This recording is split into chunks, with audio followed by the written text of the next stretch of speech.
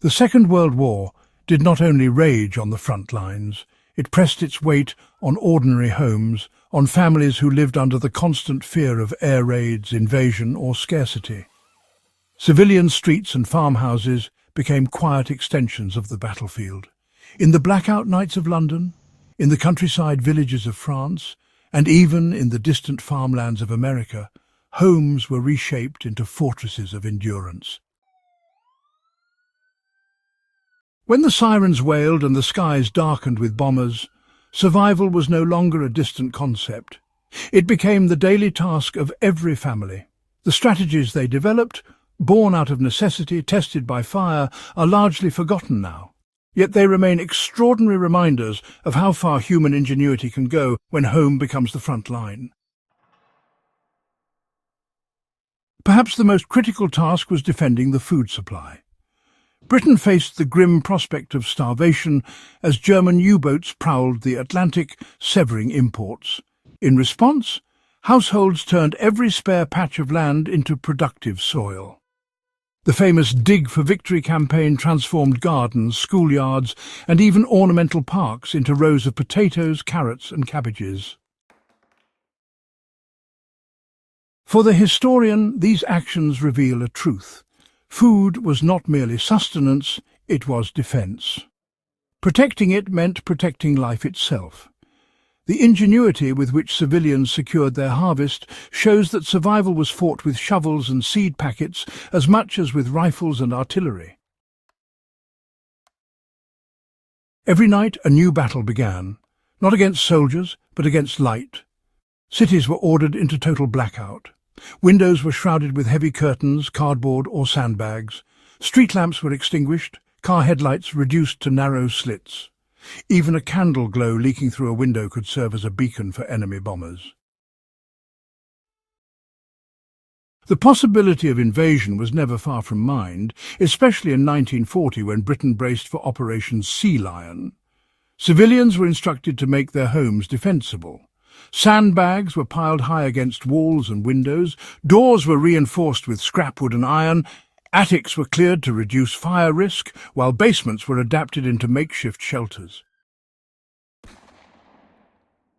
Perhaps the most underestimated defence was the network of watchful eyes.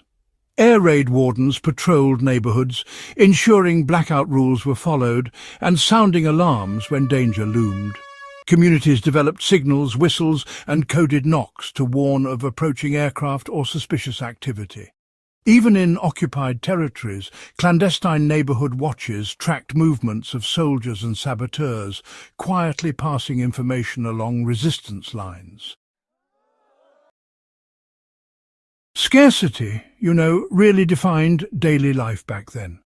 Metal, rubber and fuel were all rationed, which meant civilians had to repurpose whatever they could get their hands on. A broken bed frame, for example, might be dismantled just to reinforce a door. Empty tins, those became small stoves or even water filters, and old clothing, that was patched endlessly, sometimes transformed into insulation or bandages. It was just the way things were, making do with what little you had. When we look back at these strategies, it becomes clear that they were not simply stopgap measures. They embodied a deeper resilience. Civilians transformed their homes into fortresses not of stone or steel, but of determination. Their defences were gardens, blackout curtains, reinforced doors, vigilant neighbours, and the unyielding will to endure. Today, these lessons echo into our own time. While, few face the nightly terror of air raids, the principles forged in those years, self-reliance, concealment, fortification, communication and ingenuity, remain as relevant as ever.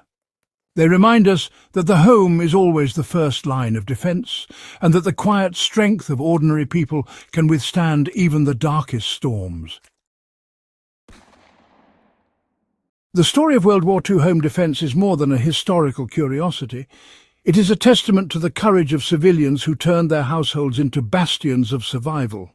They fought not with rifles but with resilience, not with tanks but with gardens, not with armies but with unity. In remembering their strategies, we honor not only the sacrifices of the past, but the enduring wisdom they left behind. These were ordinary people thrust into extraordinary circumstances, and their defenses carried them through. If you want to continue uncovering the hidden survival wisdom of history, secrets left behind by those who lived through war and hardship, make sure you subscribe to Backyard Wisdom. Share this story with others who value the lessons of resilience, and together, let us keep alive the knowledge that history still whispers to those who listen.